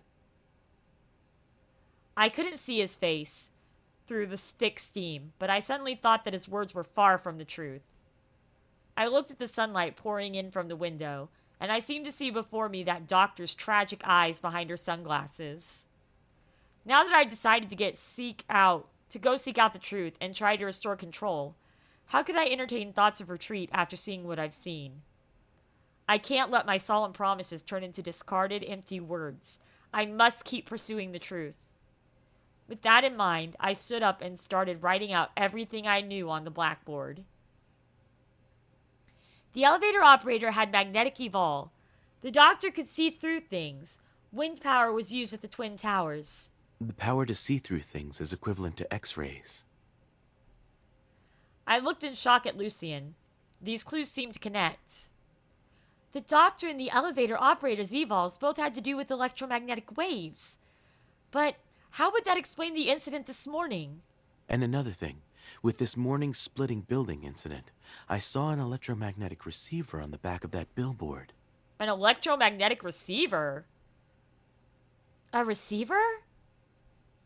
Lucien stood up and walked over to me, bringing up a photo on his phone for me to see. I looked at this billboard's corner, where the outer shell was torn open.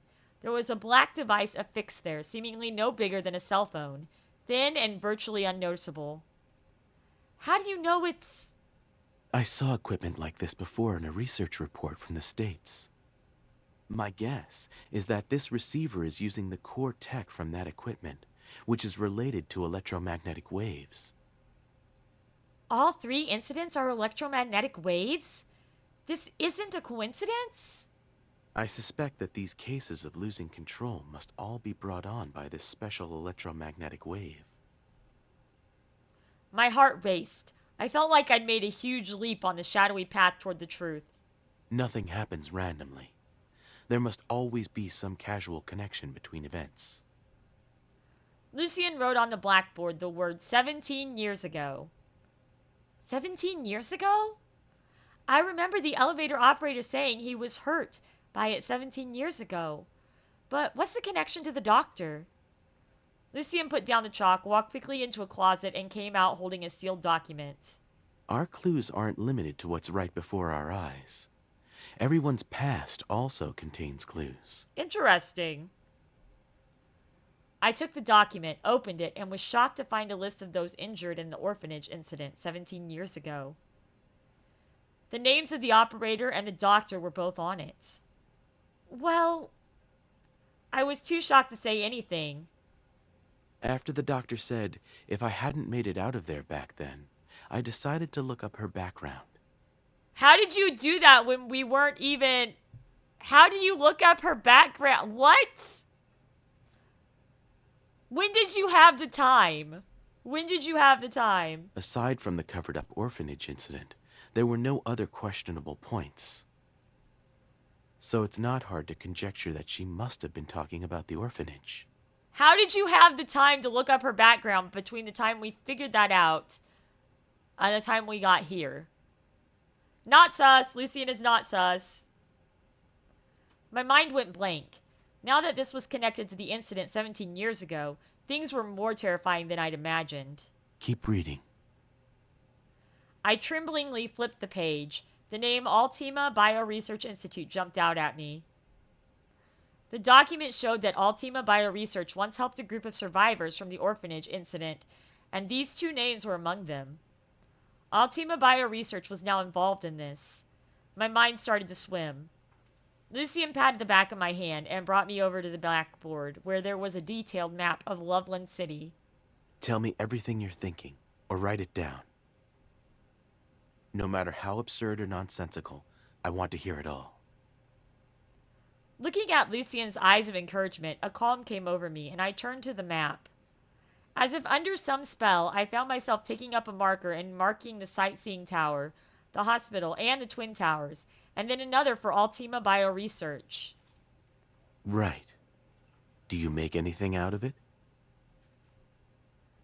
Looking at the 4 points on the map, I wanted to connect them into some sort of meaningful symbol or letter, like in detective stories. But 3 points on a line and one way off on its own couldn't be arranged together into anything of significance. There doesn't seem to be anything. Because this is wrong. Standing behind me, Lucien held my hand and drew an X over Altima Bioresearch. Then he made a mark on an undeveloped part of the map. Where is this? This is the Institute's old location from 17 years ago. I could feel the breath from his words on the back of my neck, and I broke out into goosebumps. I wanted to pull back my hand, but Lucien didn't let go. He took my hand and slowly connected those points on the map. It was a letter S. The marker fell on the ground with a muffled thud. The sun outside the window was shut out by a thick screen of clouds, like it was about to storm. Whoa! What time is it? 8:48. Cool, we still got time. My gosh! Things are getting interesting. Alright.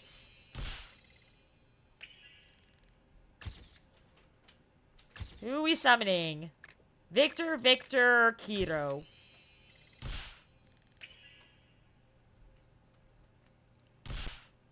Alright, and... Okay, we got 19,000 points. That's pretty good.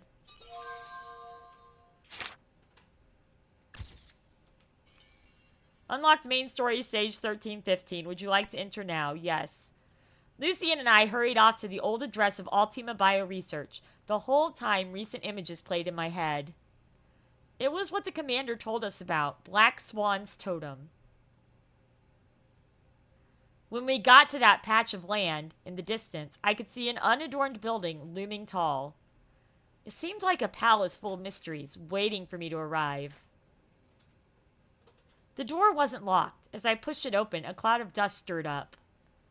I was surprised to discover that the Institute looked the same on the inside as the outside. Nothing but bare walls. However, Behind the main door, I saw some words etched on the wall. I went over and discovered a string of words on the wall. Through a glass darkly. The etchings didn't look very old. Lucien, come look at this, quick! I turned and found that Lucien was squatting behind the stairs, carefully looking at something. A beam of light suddenly shone in through the window beside me. Through the blur, I saw the flash of someone's face. Who was that? I froze in place, unable to move. A film of sweat on my hands. While I was caught off guard, my hand was covered by Lucien's. He pinched my finger, a look of concern on his face. What is it? It's nothing. Maybe I'm just too nervous. Oh yeah, look at this. Lucien scanned the words on the wall, an ineffable glimmer of something flashing in his eyes. This is a line from the New Testament, chapter 13 of 1 Corinthians. For now we see through a glass darkly. The truth is projected into the hearts of men through a glass lens. It's distorted, blurry, and one-dimensional. Dang, he has that verse memorized. That's crazy. I was a bit lost. Why would a research institute have something like this carved on the wall? Suddenly, that sound of electricity crackled in my ear again, delivering pulsing stings to my temples. Lucien's finger traced over the carving, and then his eyebrows creased together. Not long after Ultima Bio Research packed up and left, someone must have come here and left these marks. You mean over a year ago? But these marks look fresh. These marks are fresh, but the dust here shows no sign of being disturbed. The only tracks are the ones we left. Who could it have been? Out of the corner of my eye, I saw a figure pass by again. I didn't hesitate any longer, grabbing Lucien and diving for the shadow behind the staircase. A look of bewilderment flashed in Lucien's eyes. The tightly confined triangle of space was full of dust and cobwebs. At least it offered concealment. Before I had time to explain, someone came in from outside. It sounded like 5 or 6 people, all shouting about something. Lucien tightened his hand around my waist and turned me quietly towards him, holding me tightly to his chest. Wrapped in his jacket, I couldn't make a noise or make any movement. My face was turning red. His eyes showed no change, but I could still feel his body tightening up, all up, along with the tense atmosphere. Seeing how nervous I looked, Lucien let out a smile and patted my hair to try to comfort me. Don't be scared. Seeing his smile, my wildly beating heart slowly steadied its pace. I'm not scared. I returned to smile, and Lucien laughed, bringing his arm in tighter. He tilted his head and watched the intruders out of the corner of his eye. Hello, Andrew! Welcome to the stream. I don't know if it was actually rigged or not, but yeah. Wisdom definitely didn't win this time. By their sound, they had gone up to the 2nd floor. After a long time, they came back down again. Someone got here before us. Nothing on the 2nd floor at all. Was the receiving device here taken by someone else? My heart froze. They knew about the electromagnetic receivers and came looking here. Who were these people? I furtively leaned out my head, but I couldn't see their faces clearly. I could only tell that they were wearing all black jackets, a silver light shining on their waist. There's some words carved in here. That has nothing to do with our objective. Time is tight. Let's hurry to the next location. They looked around for a while and then left empty-handed. When we could no longer hear footsteps, I breathed a heavy sigh of relief, but Lucien still wasn't letting go of me. Lucien, they're gone. Snapping back to attention, Lucien released me. This was the first time I'd ever seen him space out. Thanks for that back there. To be honest, I was surprised. It's nothing. I thought I saw someone several times. I just panicked and then did that. Did what? Just dove for you. Seeing how embarrassed I looked, Lucien's voice became warm and soft. You were very cute just now, but I still would rather not see it happen a second time. Don't call me cute. Huh? Promise me when there's danger you'll protect yourself first. I know. I reacted on instinct just now. And I can protect you too, you know. Lucien held out a hand and brushed off some dust that had fallen on my head. What to do with you? I kind of want to thank those people just then. Turning off one's instinct does seem a little hard. I won't do that next time. I lowered my blushing face. I felt like I was falling into Lucien's deep gaze. All right, I won't tease you. Let me see. How should I thank you for protecting me just now? You don't have to thank me, I swear. You don't need to thank me. I do. Anything you need or wish, just tell me. Lucien looked at me with a surprisingly solemn expression that left me momentarily speechless. When you think of something, let me know. Take a look at this. I then realized that Lucien was holding a little black box in his hand.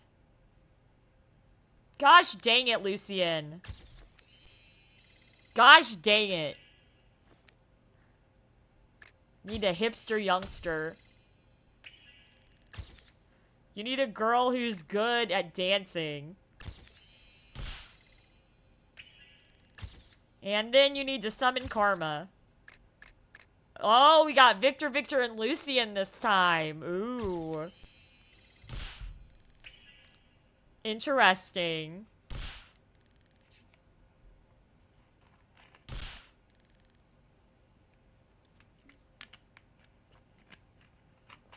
Oh my gosh.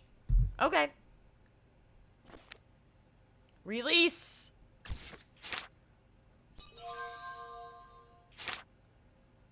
And end. Next. The electromagnetic receiver? Lucien nodded, a heavy look on his face. This must have been what those people were looking for.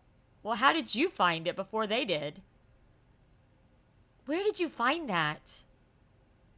Lucien's eyes glanced at the staircase. Following his glance, I finally saw that there was a piece of fake carpet there that looked just like part of the floor.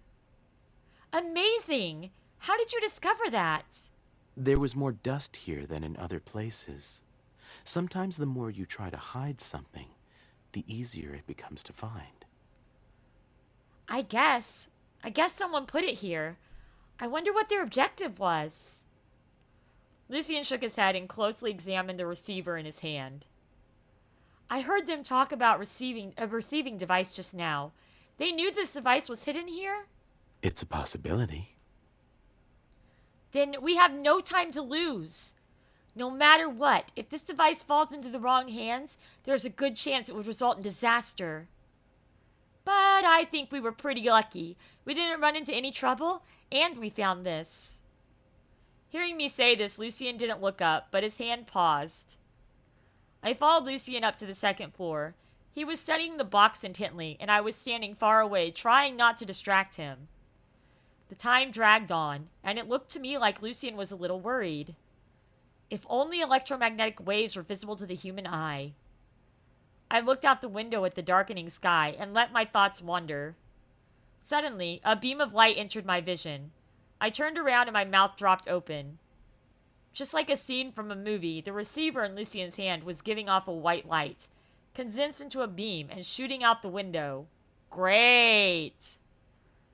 Like a razor-sharp sword, cold and threatening. I rubbed my eyes and confirmed that I wasn't seeing things. Lucien's face behind the light seemed carved out of ice. His normally indifferent eyes now flashed with a fiery glow. What the... Look out the window. What do you see? I walked over to Lucien and peered wide-eyed out the window. I see several thin, fragile beams of light. And? And nothing, I guess. Lucien took my hand and stepped back a few paces. His hand was starting to feel cold. We paused in a spot shaded from the sunset. The faint light slowly became brighter to me. The receiver in Lucien's hand shook violently and made a continuous buzzing sound. I see 3 points of light. The closest one is in the direction of the sightseeing tower. I looked toward Lucien in fear. He was nodding his head as if absorbed in thought. Not only that. The other 2 points are at Central Hospital and the Twin Towers. So what do we do? My brain went blank. A piercing sound of electricity rang in my ears, and I felt a surging force like something was going to break out of my skull. I grabbed onto the windowsill as all kinds of images passed through my mind. I looked at the four-sided shape formed by the 3 beams and Lucien's that were all converging in one distant point. A 4-sided pyramid of light beams formed in my mind. The faint beams from the other lights focused on one landmark building. That's... My eyes went wide as I looked over there, vaguely thinking that I'd stepped into a mysterious world of the unknown. I suddenly forgot to ask Lucien how he had turned the electromagnetic wave into a light beam. And I didn't think about how he could do this on top of being able to make force fields. Without me noticing, Lucien had walked beside me. The center that these beams are converging on is the source of the electromagnetic waves. Lucien looked up at the most distant light, a dark undercurrent stirring in his narrow eyes. That's the tallest building in Loveland City, the Loveland TV Tower. Lucien put the receiver away in his pocket. The TV tower? Right! That's a building related to electromagnetic waves. If that's the source of everything, then it makes sense. Lucien, you knew from the start that was the source, didn't you? Lucien seemed a bit shocked at my question. I didn't even know myself why I said that so suddenly. Because you just had me stand in the shadow. Lucien nodded, a hint of praise in his eyes. I conjectured that it might be the place. Conjectured or knew? But I wasn't certain. Remember that sentence etched in the wall downstairs? The shadow is like the dark lens that projects truth. If you don't stand in the shadow, you won't see the light. Conversely, if there's no dark side, then you're not standing in the light. So, do not fear darkness. The more dark things there are, the more light you will see. I hate dark. I hate dark, Lucien. I'm scared of the dark. I stared at him blankly, failing to fully grasp his meaning. Lucien laughed and lightly stroked my hair. I'll give you an analogy. It's like how you heard Evil is going out of control, and you saw places on a map that connected to form a letter, and so your mind immediately seeks conspiracies and the truth. Uh-huh. Aside from these conspiracies already appearing in your life, isn't it because there's a light shining on them that you were able to discern them more clearly? I guess that's true. I finally understood and nodded. Right. The people around me are my sources of light, giving me courage and faith to seek the truth. The truth of this world unfolds for people only through disappointment and suffering. If you feel pain, then you must definitely persevere. Even if the light is extinguished briefly, it will be lit up once again. As Lucien said this, he kept his eyes on me, his voice like a faint glow tearing through the deep, dark night. His deep eyes were like bottomless vortexes that I could fall right into if I wasn't careful. A cool breeze blew in from the window, caressing my hot cheeks. A soft light flashed in the sky. In the distance, today should be a smooth, gentle day. I looked at Lucien by my side. Today he was more gentle than usual. He also showed a rare moment of anger and a strangeness about him that eluded me. His words always seemed to be warning me of something, but I couldn't make out what. I suddenly thought, I seemed to have seen the soft spot in Lucien's heart, but now it was covered in a mist to be seen no more. Dang! Moments. Thank you for all the lamps lighting my way in the darkness, on this dark, dark road. I hope I can be a light to you too. Ah, that's how I feel for you guys. Like, that's what I want for you guys, is that I'm a light to you guys. Let's see who answers that. Keto, you certainly will. After all, you're my sunshine. Kiki, sending a virtual hug. You've always been shining the way for us, boss. Aww. Sweet. Okay, let's see. We'll do this, and then I'll probably end for the night.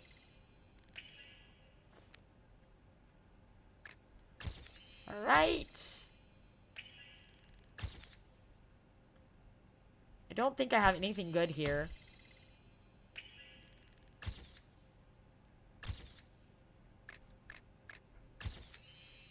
Alright.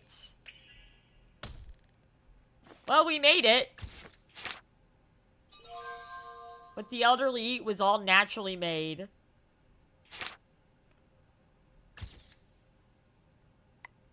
Okay, so we're gonna come back next week for chapter 13-19. But I'm gonna go ahead and end it for now. Oh my gosh, because it is 9:06 and I have to go to work and I gotta stop by Walmart because I gotta pick up some stuff. So yay. Poor Luna's out of food. So I gotta get her some food. Things like that. Thank you guys so much for watching. I really do appreciate how much you guys, like, are enjoying this. I never would have thought that so many people would enjoy it as much as you guys have. Or sat and lurked and listened to the whole story. I really do appreciate you guys. And I hope you guys will be here tomorrow when we do more learning Japanese. Learning Nihongo. Doing some more Japanese learning and practice. That'll be a lot of fun. But until then, guys, much love, everybody. Mwah. Come out there and go spread some love and positivity today because you never know who needs it. And I really hope to see you guys. Yes, have fun storming the castle. Indeed. I really hope to see you guys tomorrow at 7 p.m. Central Daylight Time. Have a good night, guys, and I'll see you guys later. Bye, everyone!